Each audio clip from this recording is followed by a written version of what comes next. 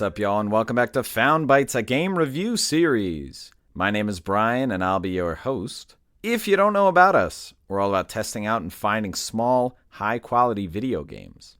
This is a podcast that aims to respect your time and money as a gamer and a consumer by sifting through storefronts and sales to find the gems that may be worth your precious resources.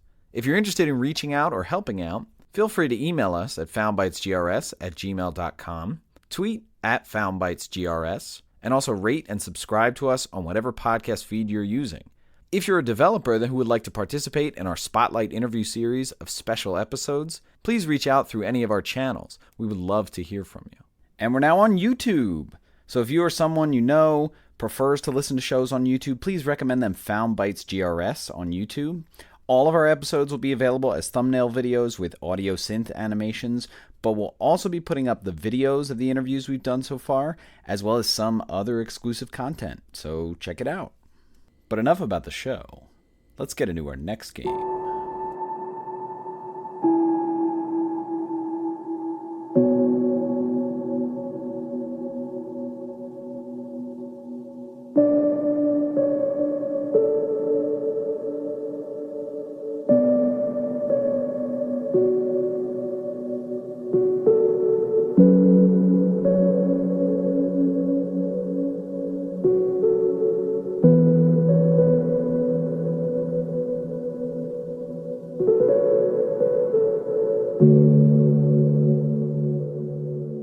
Citizen Sleeper is the game for this week's episode. Citizen Sleeper is a strategy role-playing game, and it reminds a lot of games that we've talked about before on the podcast, like Through the Darkest of Times, Black Book, but also a game called Torment, Tides of Numenera, which is kind of an ode to old CRPGs like Baldur's Gate and Icewind Dale, but I think it's supposed to be a spiritual successor to Planescape Torment, which is the only one in that genre that I actually haven't played, so F me. The game was originally released in May of 2022 on PC, Mac, Xbox One, and Switch, and then in March of 2023, so fairly recently, it finally came to PS4 and 5. The game was developed by Jump Over the Age, which is a one-person studio. The guy's name is Gareth. The game was published by Fellow Traveler, and they've published some indies, some that I've kind of had my eye on, one in particular called Church in the Darkness, which I recently bought. The game had 3 episodes of DLC that were released for free and are now included with the main game. The first was released in July of 2022, the second October of 2022, and then the third, I believe, around March or April of 2023 alongside the PlayStation releases.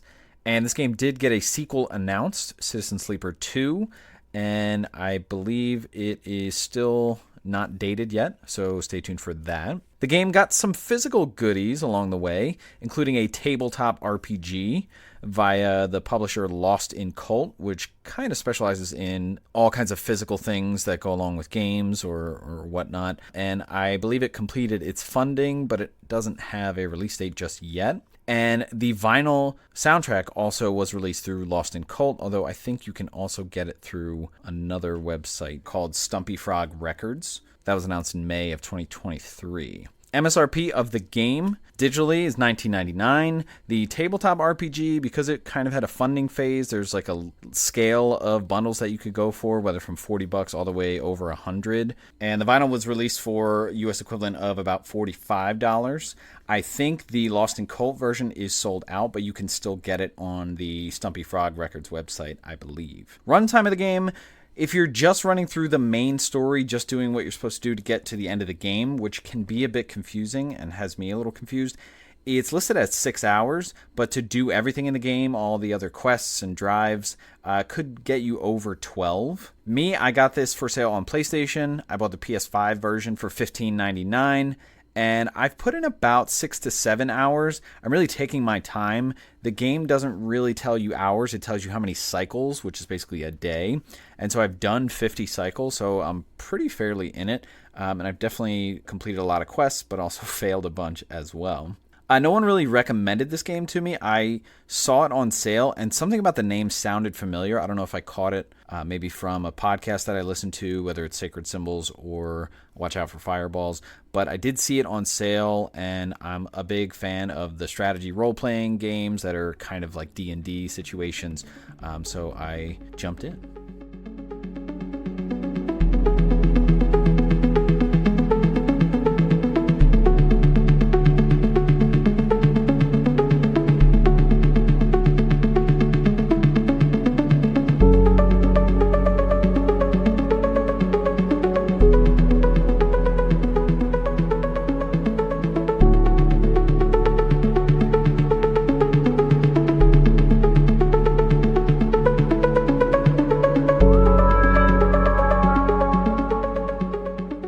Alright, let's talk gameplay for Citizen Sleeper. So this is a strategy game. There's going to be a lot that's kind of hanging on you spending your time. And so there's like choice-based situations where it's like, I could spend my time here, I could spend my time here. So if you've ever played any of the Persona games, you'll notice some similarities with that.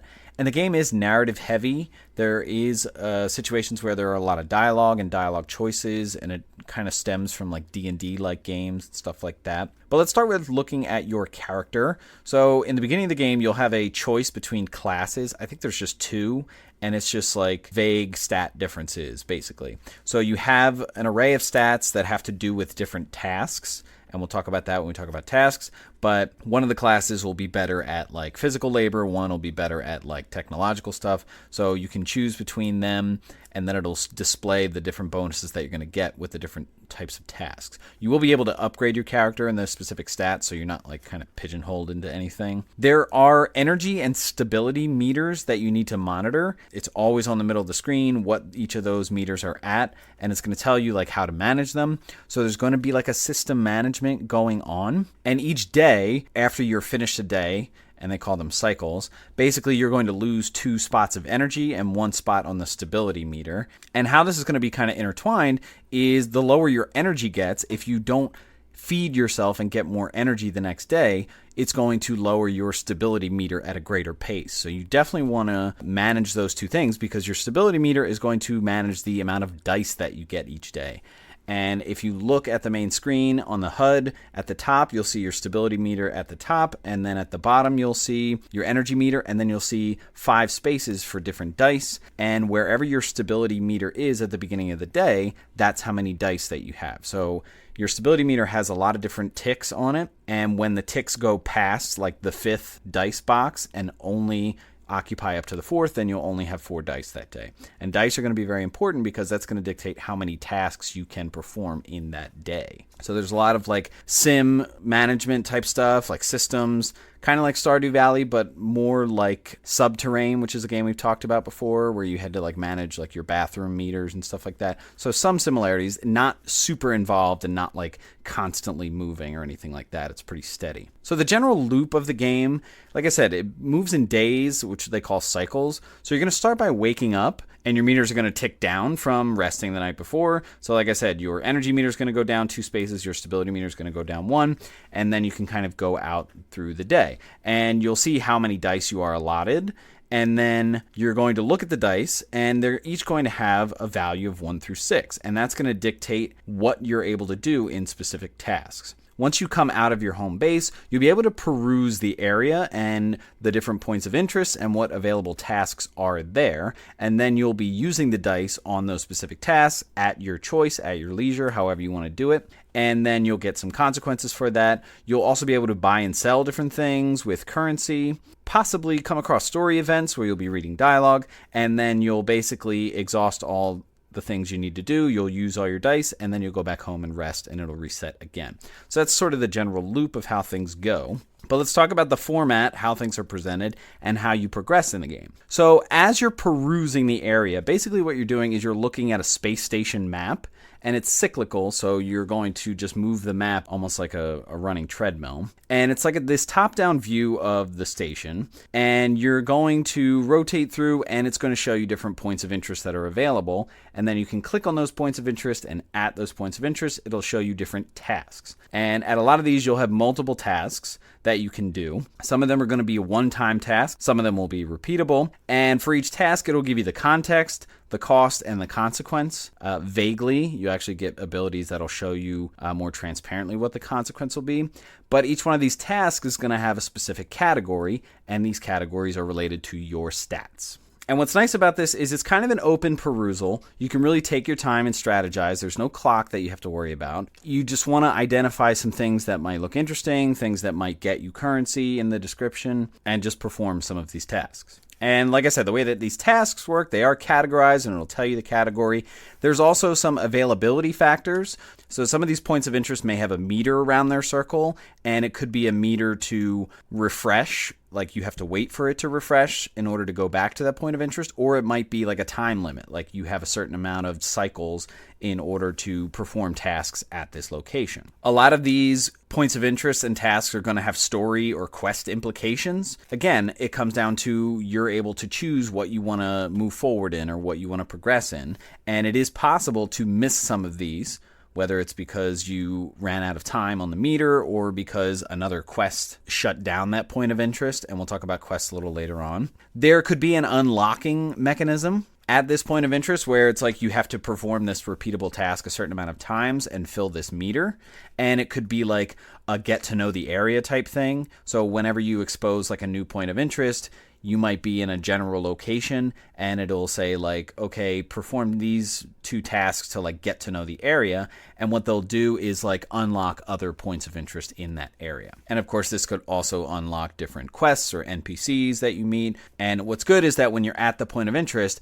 all these screens that either have a task or like an unlocking meter or something like that, it's all displayed for you very transparently. And of course, you can go in, choose not to do anything, kind of look how you're going to spend your dice. Speaking of using your dice, so the value of your dice is pretty important. So it's 1 through 6. And basically what this is going to indicate, and there's a nice tutorial that goes through this, what percentage chance you have of having a negative impact, a neutral impact, or a positive impact. And so you can guess that the value of the die is going to dictate your percentage and how they're split. So for example, something like a 1 or a 2 is going to have a 50% chance of being negative, 50% chance of being neutral. 3 and 4 is going to have a 25% negative, 50% neutral, and 25% positive. So it kind of splits the difference there. A 5 is going to have a 50-50 with neutral and positive, and then a 6 is going to give you a 100% chance of a positive outcome. And the danger of those outcomes is indicated by a word under the task where you put the die in, and it might say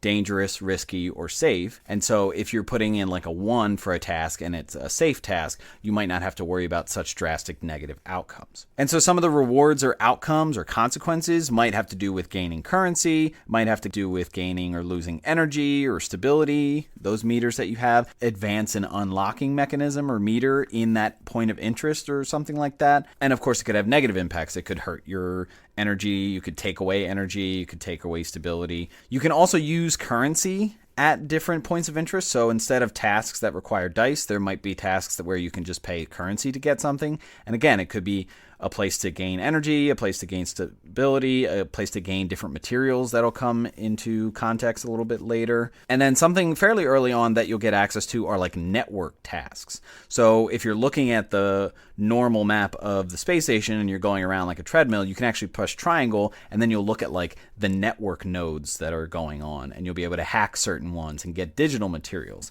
And what's nice about these network tasks is they actually take advantage of you have to use a specific number die to perform them. And they really get at using a lot of low numbers. So if you're stuck with like 1s and 2s, you can probably go to some of your network tasks and get rid of them and use them and actually get something viable from it. So it's a nice balance to use some of your lower dice when you may not have all high dice. But something else that's going to happen when you're going through these tasks, you might meet NPCs, you might get quests, get access to quests, which are called drives, and you can kind of track them. And that's going to kind of lead us into the story progress in this game. So what's interesting is that a lot of the story comes with narrative interactions that are kind of like these D&D situations, but it's pretty reading heavy. Like you're going to be reading, fairly long paragraphs, and then you'll have a response. Maybe your character can respond one of 2 ways or one of 3 ways. But your dialogue choices, much like choosing where to put your dice when you're looking at tasks, are going to have consequences as well. Very similar to a lot of Western RPGs, a lot of D&D type stuff. Again, I'm going to reference games like Torment, Tides of Numenera, or even KOTOR or Through the Darkest of Times, where you might open up different lines of communication or different access to NPCs or things like that just based on your dialogue choices. What's interesting about a lot of the questing and sort of the NPC stuff is there's not really a clear distinction, at least in the menu, between main quests or side quests. And at any given time, you can have 5 to 10 that are just like active that you can track. And so they're kind of feathered together. But again, nothing's really telling you like this is a main quest or this is the main story. And I do like that. It kind of creates this strange GTA 3 vibe. If any of you have ever played GTA 3, where it's like at a certain point, you have access to this other person giving out missions, and you can choose to do their missions or go back to the original person. And then there might be 3 people, and then all of a sudden, like the original person's not available anymore. So like there's this weird kind of pushing things along as the story progresses, and it makes a lot of sense contextually with how things progress. There are only a couple situations where I was like, okay, this is definitely the main quest or the main thing that's priority, and it had to do with like the context for direness. So early on, there's the situation where like you have a tracker in you, and like someone is tracking you and they're coming for you, and there's like a meter showing how many days until they come. And so you're like, okay, I really need to focus on this because, I might die or something like that. And so given that, it's not always clear like what the end game or what the end goal is of the game. I mean, I'm pretty far right now, but I've failed a lot of quests, but I'm still playing. And so I'm just like, okay, let me explore, these other quests that I have or that I haven't given that much attention to. And so it kind of creates this interesting web that's pretty complex. And it reminds me of like Detroit Become Human, where I feel like there's not necessarily one route to go or like I have to complete this quest. It's like I can just kind of make mistakes with my choices or lose quests and still progress through the game. And it kind of brings about the sense like this is a living world where like you can fail at things, but you're still there. It's not like you're just going to get a game over screen because you messed up this one thing. It's like you're going to stay in this world and kind of suffer the consequences if you do fail something. And it also brings to mind this comparison of like making it more like a sim, almost like a Stardew Valley. It's just like, well, I'm still here.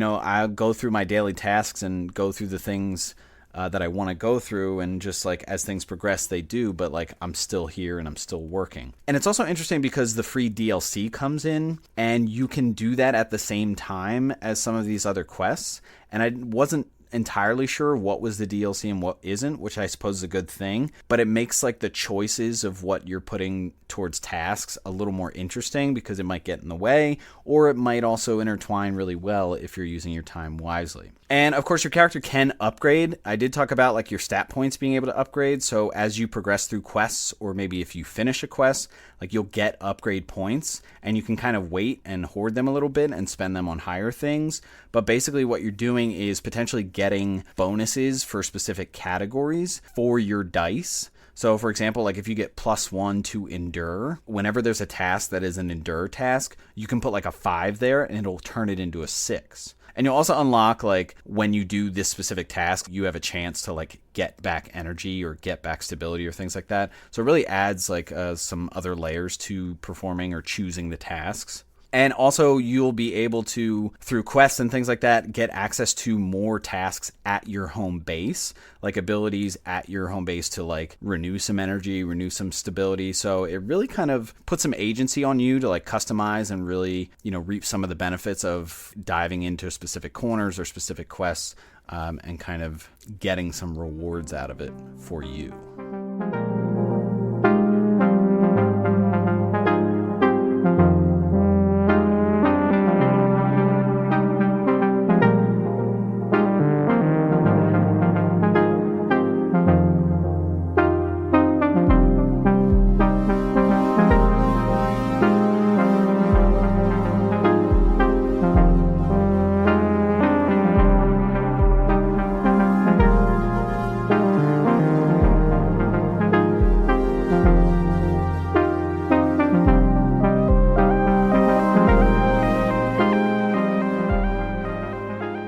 let's talk about the vibe of Citizen Sleeper.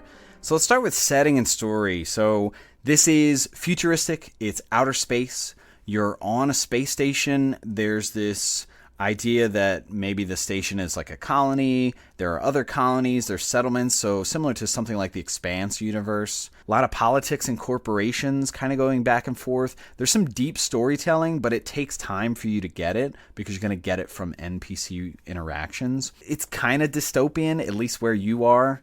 There's a lot of like refugees coming from like poor conditions, and there's also the idea of like kind of androids. Like you are what they call a sleeper. And it's very interesting. You find out early on what that means. Basically, a real person that had your consciousness copied themselves for a corporation, and you are supposed to be like utilized by that corporation, but you escaped. And so there's this idea of like transcendence, or even I got a lot of vibes from like Dollhouse, the Joss Whedon show. And it's also interesting to place this in sort of a future timeline.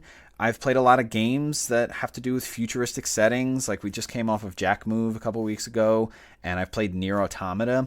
And it's really interesting to think about like the yearly progression of like where they might be placed in the future compared to today. So something like Jack Move would be a little more recent in the future from today because it has to do with like, you know, people are still on Earth and like there's a lot of cybernetics and stuff like that. And we did talk about transcendence in that. But then you move forward to something like the Expanse. And now we're talking about outer space and like colonies in space stations or possibly on different planets. And then you have all the way to the extreme, which is Nier Automata, where it's like there are androids and there might not even be humans left, or humans made androids to kind of fight in these wars and stuff like that. This is kind of placed somewhere in between the Expanse and Nier Automata. Like we're going to different places and we have space stations and there's this strange kind of political setting. There's these corporations taking advantage of things. And, you know, individuals, some are still human, some are like somewhere in between. And it's really interesting. I really dig a lot of that futuristic stuff. In terms of narrative and writing, there's really great depth of lore and history here. And I really like how you come about it. It's not like you're just reading books or getting big lore dumps. All of this comes from like these dialogue and narration sequences with NPCs. And a lot of it is not just like talking back and forth. It's like you are reading kind of a blurb here that's describing like narratively what's going on, this detailed description of the interactions, almost like someone is literally writing a novel. And it's really great character building because it's not just like info dump. It's like describing a scenario and like one person's emotions and like how their physicality is changing while they're speaking. And so a lot of complexity there, a lot of detail. And this also goes into like your quest choices when you're doing these dialogue scenes, because you'll get a paragraph and then they'll be talking and then you might choose to not talk or say something specific, how that branches off, kind of like what we were talking about with Detroit Become Human. And it really also leads into introspection of your character. I talked about transcendence, but your character really struggles a lot with their existence and just existentialism in general and consciousness and what it means for them, and especially if they're supposed to be a copy of a person somewhere, not feeling like the true person, and something that we did touch on in Jack Move as well. So it's interesting to see those parallels between those two games. In terms of visuals, most of what you're seeing is like an overhead view of the station, like you're just kind of passing the camera through, and not so realistic, but it looks like a rendition of a space station, a three-dimensional model, things that you might expect from a simplicity standpoint, but a lot of detail in other ways of like, you know, the different shapes of and structures and things like that. It's interesting, like when you go to like a metropolis area, it is lit up almost like a nighttime city, and so it's really nice to get that vibe visually. When you're having like a narration sequence or you're having dialogue with an NPC, I really like the visuals of them. It's almost like this hand-drawn pastel or charcoal version of this character where they're in like these action poses, but they're like still. It might be that they're just standing there, slumped over, or they might be leaning on something, but really, really good vibes from that. Really just love the rendition of that, and it's kind of colorful in what's otherwise like a pretty dark environment because you're looking at the space station most of the time and you're seeing, you know, the black of the night sky. But a lot of detail in these NPC drawings, really capturing emotion, especially on faces, exhaustion in people, especially, people who are really struggling, like refugees and whatnot. And it also puts their name vertically, like next to them, almost like a Smash Brothers character being announced. So I really do like that because you're seeing them visually, but you're also remembering their name. In terms of audio, really love the audio in this game. It's nice to have sort of as like a background aura, really nice vibes. Sometimes it's slow paced, sometimes it's fast. I really like the incorporation of like different synthesized sounds that make it very futuristic. Sometimes it's somber and lonely. Other times it's like something just happened and it's like get up and go, we gotta move. It reminds me a lot of Void Bastards, like when you're on the menu screen or the map screen, kind of embodying that emptiness. And it's really nice because there is no voice acting in this game because the writing does so much for character development. I actually like that there's not voice acting because it really kind of gets you into that vast empty abyss of space that you're kind of feeling right in front of you the whole time.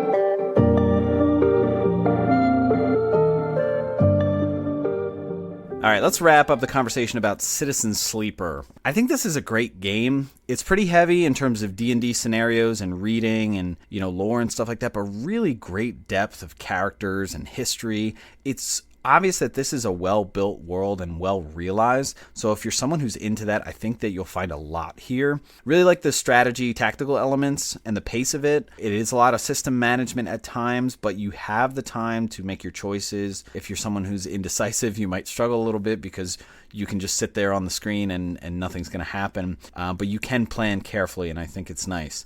I do think it is possible to do all the NPC quests and drives. I definitely fumbled a lot of them. So if you're super aware, like you can get through all of those things. And I think a trophy is associated with each one. So I know I'm getting towards maybe the end of the game because a lot of these trophies are popping and I think it's for specific NPCs. In terms of value, I think $20 is really good for this game, especially given that they released 3 free DLCs. And I think that's really good. Because each of them comes with like NPC arcs. So a lot of extra content just for that same price point of $20. If you find it on sale, I think 15 and under is really perfect for this game. And if you see it on sale, I highly recommend that you jump on it. I think this game is a great addendum to like a Torment or a Black Book and other D&D like scenario games that have other like major aspects. Like Torment, for example, is definitely not just, reading and, making D&D decisions, stuff like that. It's got heavy combat, but a lot of similarities also with like the different stats here and the bonuses you can get and how the combat works, performing tasks in Torment works. So a lot of similarities there. But overall, I think this is a nice, relaxing game, and I really just highly recommend it. All right, that's going to wrap it up for this episode. Stay tuned for our next episode to see what new game we found for you.